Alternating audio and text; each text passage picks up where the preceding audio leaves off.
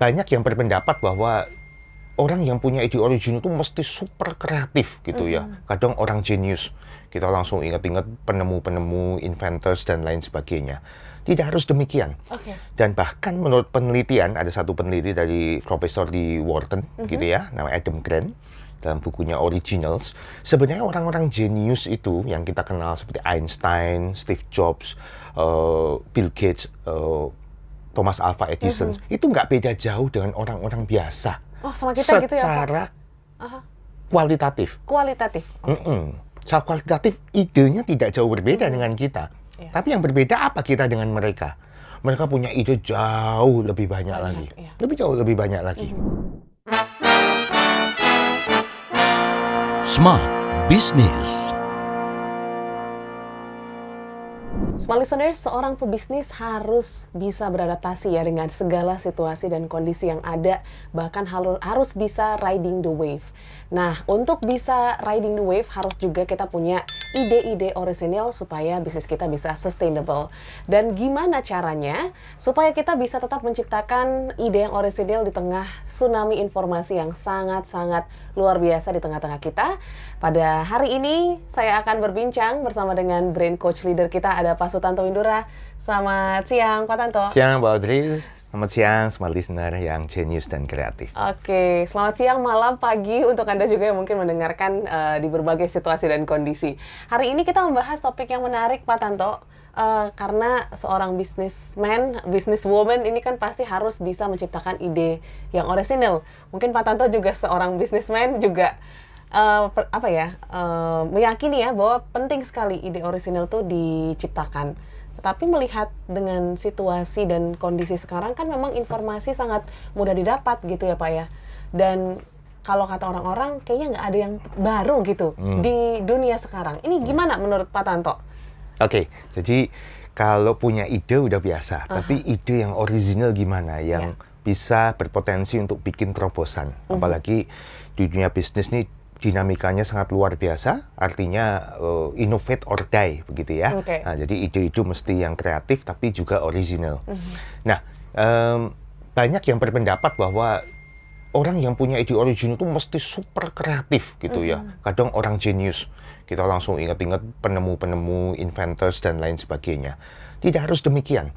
Dan bahkan menurut penelitian, ada satu peneliti dari profesor di Wharton, gitu ya, namanya Adam Grant, dalam bukunya Originals, sebenarnya orang-orang jenius itu yang kita kenal seperti Einstein, Steve Jobs, Bill Gates, Thomas Alva Edison, itu nggak beda jauh dengan orang-orang biasa. Oh, sama kita gitu ya, Pak? Secara kualitatif. Kualitatif. Secara kualitatif, idenya tidak jauh berbeda dengan kita. Tapi yang berbeda apa kita dengan mereka? Mereka punya ide jauh lebih banyak lagi. Jauh lebih banyak lagi. Nah, sebagai contoh, kita tahu Thomas Alva Edison, orang kreatif, pekerja keras, dan sebagainya. Itu kita mungkin kenal karyanya hanya beberapa saja. Ya, lampu pijar, ya, gramafon. Padahal dia punya 1093 paten hanya di Amerika saja. Ya. Nah, jadi banyak sekali karyanya, di luar yang dipatenkan banyak sekali idenya, tetapi mungkin hanya sedikit yang kita kenal. Sama dengan Mozart, ya. Karyanya mungkin beberapa saja yang kita kenal, termasuk lagu Twinkle Twinkle Little Star yang diciptakan pada umur 5 tahun. Padahal dia punya karya 600 karya, ya. Beethoven juga sama. Ya, Einstein, mungkin orang cuma tahu rumus E sama dengan MC kuadrat, tetapi ada 248 publikasi.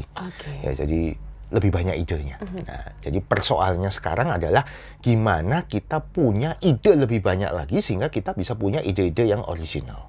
Oke, berarti mengumpulkan ide yang cukup banyak ini juga bisa menghasilkan ide orisinil. Pasti, nah, dari sana. Dari situ berangkatnya. Tetapi kan mindset seperti saya nggak kreatif, Pak Tanto. Saya nggak kayak orang-orang di luar sana. Ini apakah menjadi suatu blok untuk kita bisa menciptakan ide orisinil? Pasti, mindsetnya harus dibetulkan dulu. Ya, saya lahir nggak kreatif, saya nggak sekreatif dia. Salah. Kreativitas itu adalah alamiah.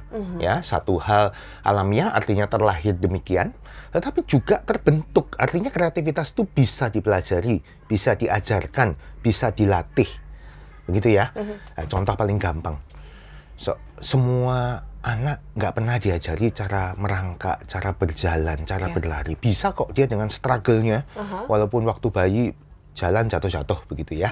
Nah, begitu juga dengan mencari ide-ide yang original, itu bisa dengan cara mencari ide yang lebih sebanyak mungkin, massive ideas kita bilangnya. Nah, gimana caranya nanti kita sampaikan. Iya, gitu. langsung saja kalau gitu Pak Tanto, gimana tuh? Nah, caranya bagaimana kita punya ide yang luar biasa banyak. Ya, nggak usah mikir dulu ini original atau enggak. Ini mungkin orang lain sudah terpikirkan, lupakan dulu semuanya. Tapi bagaimana punya ide yang sebanyak mungkin, ya, massive ideas. Jadi yang pertama kita harus hilangkan hambatan-hambatan supaya kita bisa brainstorm, ya. Baik itu grup, misalkan dalam suatu sesi tim gitu ya. Gitu ya. Nah, biasanya memang harus dibedakan dulu apa itu brainstorming, apa itu meeting. Kadang campur aduk gitu ya. Ingat, kalau brainstorming yang penting kuantitas ide. Nah, ini massive ideas-nya itu. Jadi ide original pertama adalah bagaimana kita dapat massive ideas. Yang kedua, kita harus bisa pancing dengan pertanyaan yang cerdas. Ya, how to ask intelligently. If you ask different question, you will get different answer. If you ask different question, you will get different solution, different ideas. Ya, nah, jadi asking intelligent question ini yang nomor 2. Ya, yang ketiga, namanya juga apa itu? Orang cuma satu kepala ya. Akan lebih bagus kalau yang mikir, yang moles tuh banyak kepala. Jadi getting group or peer feedback gitu ya, peers feedback. Jadi kita butuh tanggapan kritik dari orang lain untuk menyempurnakan ide kita atau membuat ide kita ini rolling terus begitu sampai ketemu sesuatu yang original gitu ya. Nah, mungkin kali ini tidak cukup semuanya. Saya lebih fokus untuk bagaimana generating massive ideas-nya gitu, yang sebanyak mungkin. Nah, yang pertama bagaimana harus kalau kita sendirian, kita bisa lakukan individual brainstorming, ya, individual brainstorming. Nah, smart listener, individual brainstorming itu bagaimana? Kebanyakan orang kalau ingin mikirnya tuh pelan-pelan. Ada kertas, apa ya ini tulis, apa ya ini tulis. Nah, itu salah besar, gitu ya.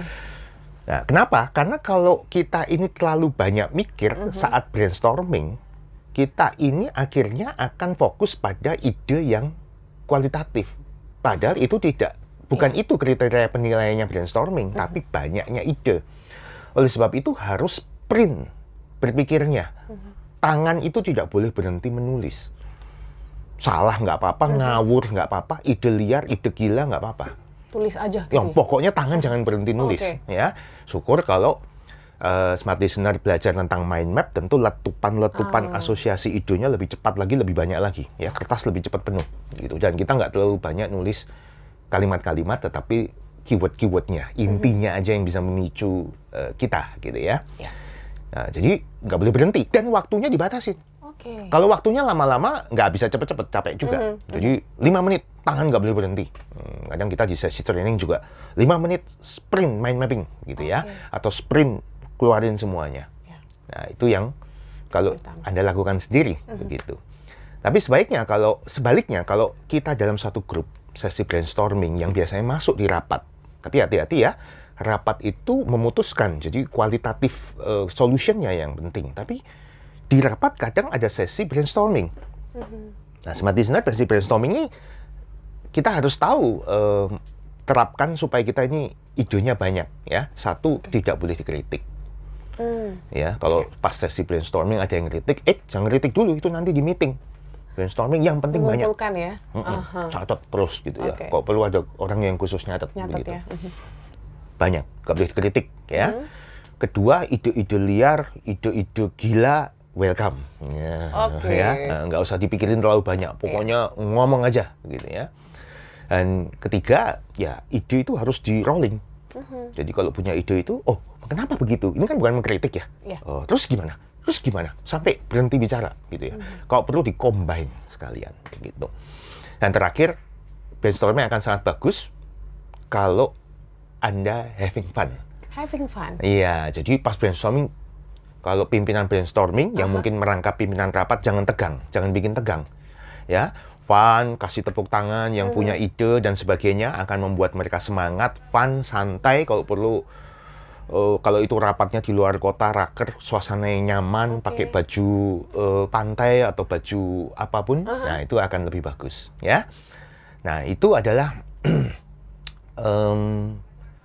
kalau itu sesi grup, gitu ya. Nah tapi kalau pas saat sesi grup brainstorm untuk ide-ide sebanyak mungkin, itu juga sangat penting kita masukkan yang pertama tadi, individual brainstorming.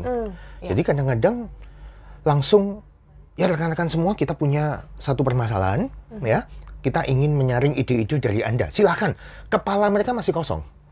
Karena dadakan? Dadakan. Jadi mestinya adalah kami menginvite semua ide yang ada, ya, brainstorming akan kita mulai 2 menit lagi. Nah, biarin mereka mengisi kepalanya dulu.